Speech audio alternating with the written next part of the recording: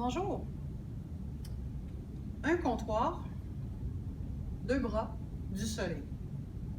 C'est tout ce que ça prend pour faire des push-ups.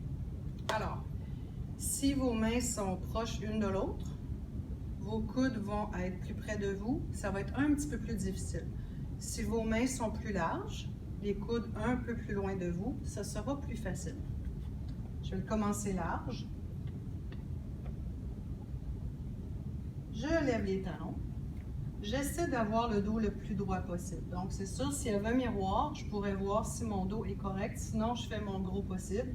Donc, pas de dos arqué, pas de fesses sorties, surtout pas de dos rond. Mais ce qu'il faut surtout faire attention, c'est les épaules.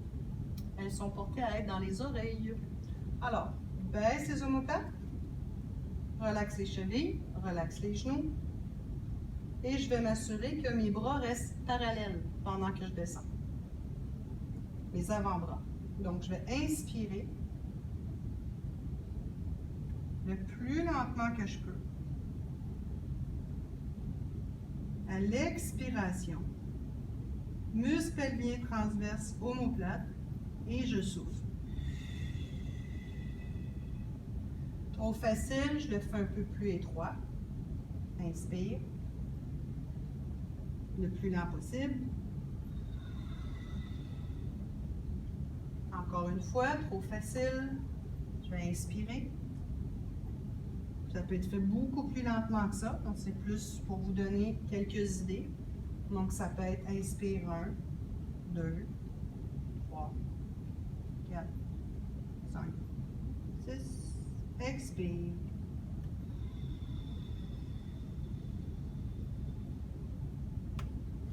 Donc, les avant-bras restent toujours parallèles un vis-à-vis l'autre. Donc, même si je suis large, les avant-bras vont quand même rester un petit peu parallèles, ne vont pas aller comme ça. Okay? C'est sûr qu'un comptoir, c'est pas très ergonomique, ça rentre dans la main. Fait que si vous pouvez mettre quelque chose pour un petit peu plus de confort, ce serait l'idéal. Alors, on essaie de trouver une version qu'on ne peut pas en faire plus que 15. Entre 8 et 12, c'est un bon chiffre. On prend un petit 30 secondes de pause. On le refait. 2 à 3 fois semaine. C'est tout.